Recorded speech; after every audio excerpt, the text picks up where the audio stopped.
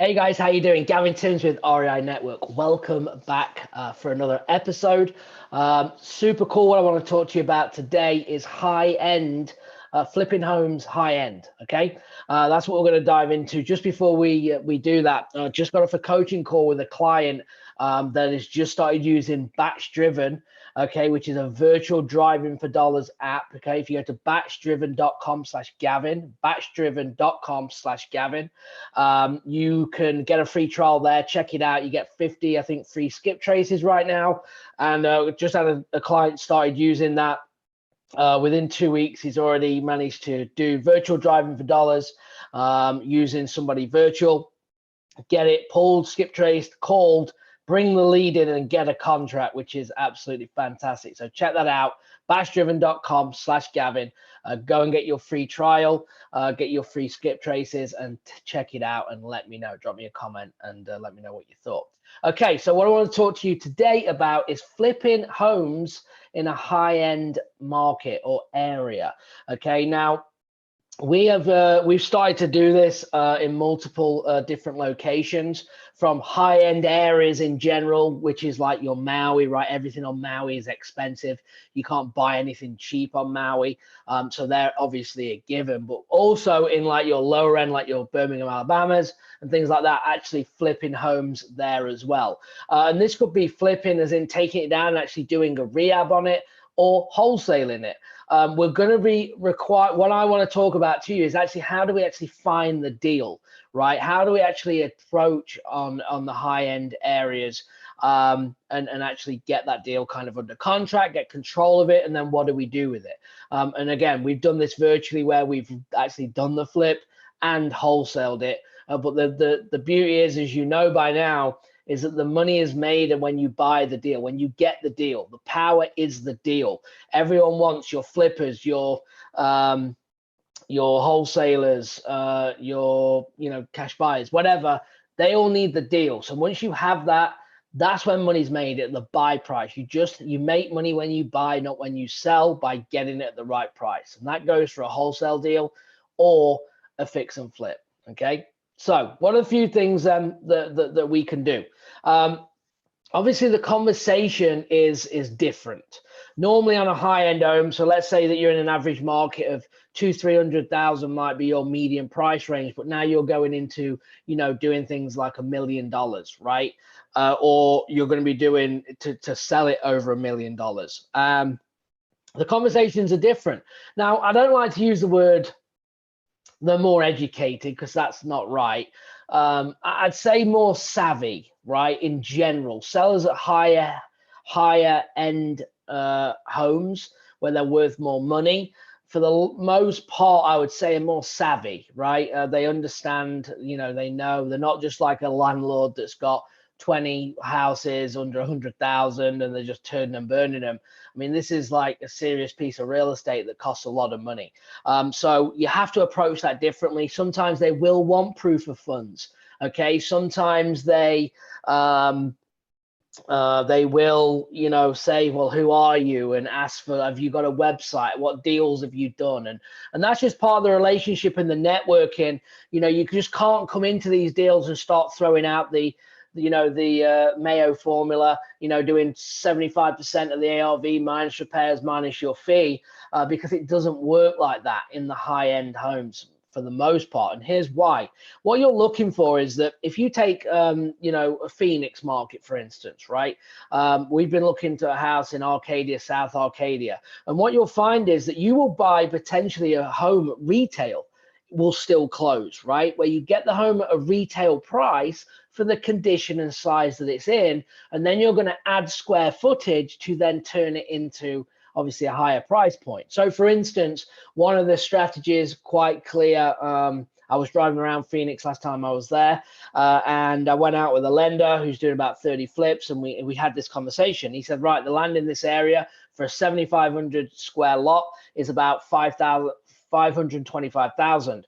So regardless of if the house is there, the game plan is we get that house at 525,000, okay, which is pretty much retail for something that's probably 1,400 square foot, needs a ton of work. knock it down, put a brand new build on, okay, probably, I think he said about $108 a square foot, sell it for 1.1 million. By the time they've done that, they make about 250 grand, right? So they have the formula down that they have certain style homes, certain lots, buy the lot, and in that condition, retail, that's what the land, or sorry, that's what the house might be worth, is 525,000 as it sits. But again, adding that volume, taking it from then a 15 or 1400 square foot home, put in a 3200 square foot home on there, big ceilings, you know, just great layout, putting that on and then reselling it for 1.1 million.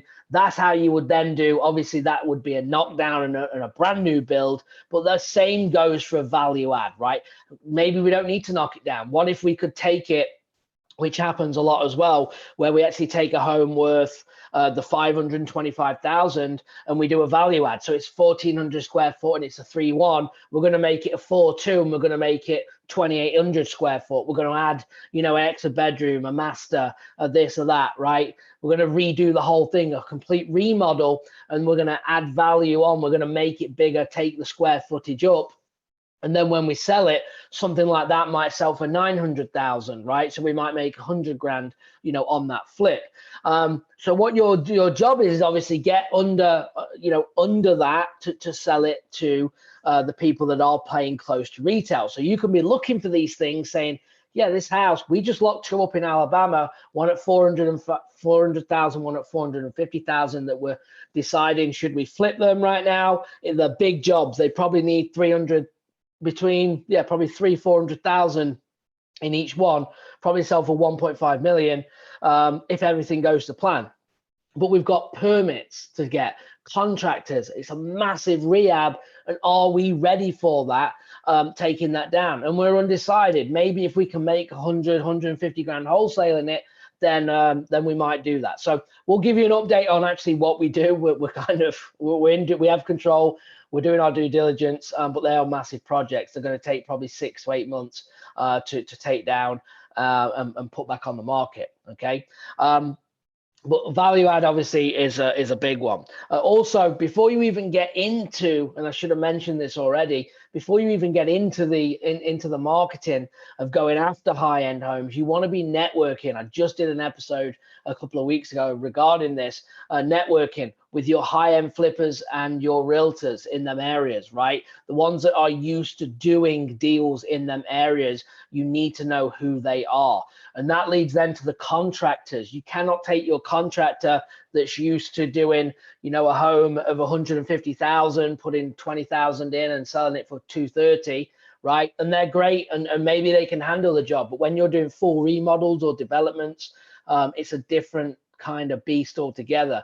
When you're putting 300,000-400,000 into building something, then you can see you can't just send that. You need contractors that are used to working in them high-end areas. How do you find them? Drive the neighborhood if you're local. Okay, call around. Hey, do you have any references for contractors in the area that work this market? Talk to your realtors, talk to your flippers to get them in to give you an estimate on actually getting that contract. Okay, so that's really, really important as well. You're always going to be really double closing on these deals as well, in my opinion. These really aren't assignable contracts at the high end. Now, maybe if there's no spread in there, then, you know, you could assign it, but be prepared to double close, right? Now, in a lot of states, you can do a back-to-back double close with having the buyer's money in place. You might have to bring transactional funding in, but be prepared to do that. You're not going to be able to assign these deals as easy, especially if you're making you know, 50, 60K on the assignment fees. That's not going to fly just doing an assignment. I would say that be prepared to double close. Okay, so these are a few things just that you need to be looking for, okay, before you even start marketing in them areas. Okay, is what we've just talked about. So just to recap, you know, you got to be looking at the condition of the home and what's around it. 1,500 square foot home, things are being redone, rebuilt at 3,200 square foot. Okay, then we take the value of what that is worth, and it may be $500,000 as it sits. Okay, but when they do their thing to it, they're going to get the $1 or over $1 million or whatever. Just like our Maui deal, we bought it at 955,000. We sold it at 2.265 million. Okay. I actually, I've said this on other episodes. If you want to go and check that out, I did a case study on the whole breakdown of the marketing and everything. So go to reinetwork.com/Maui. It's completely free. I did a 30-minute video, 30-minute video, kind of going through it. The list that we pulled, how we did it, what marketing we did, and all of good things like that. Okay, so go and check that out. But back to this. So you want to do all the things that we talked about, value add, right? Making sure contractors that you get in there, cash buyers that you get in there are buying and flipping in that area, because it's a different beast. Networking with your realtors and cash buyers to get who the contractors are. Who do you need to know in them areas? Your conversations, remember, will be at a higher level. They might need proof of funds, no problem. Multiple places where you can get that from. And being honest as well with the seller. You're not going to be able to come in and go, well, I'm just going to do my formula on a cash offer. No, you got to look at the market, look at the conditions of the homes. And again, value add will always trigger in that. It could be a knockdown and a complete brand new build, or it could be, again, adding square footage. The lot sizes matter as well in the high end, right?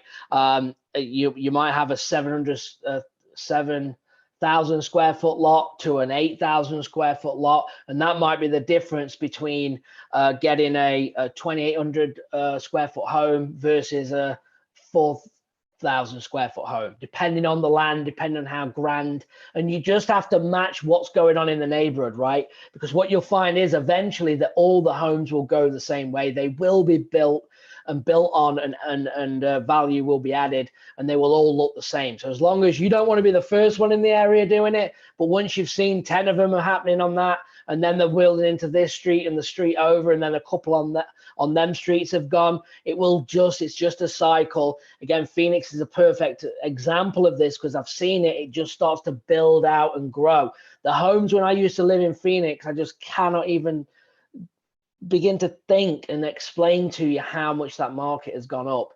Okay, from areas that I used to live in when I could have probably bought something 6 years ago for 250,000, and now going for 750,000 for exactly the same home. It's just insane. And that's what happens when these high-end areas, where people want to live, buying, and that's how it's going to work. All right. So hopefully this helps. Again, if you want more details on this, you want to go into more detail, you can drop a comment. Make sure you like and subscribe. If you're watching on YouTube, make sure you like and subscribe. And again, on the podcast, I appreciate it. Feel free to share it. Any of my episodes, please share away. I want to get as much, as many eyeballs as I can on the content that I'm doing. So I appreciate you all. Have a good one, and I'll talk to you soon. Thanks.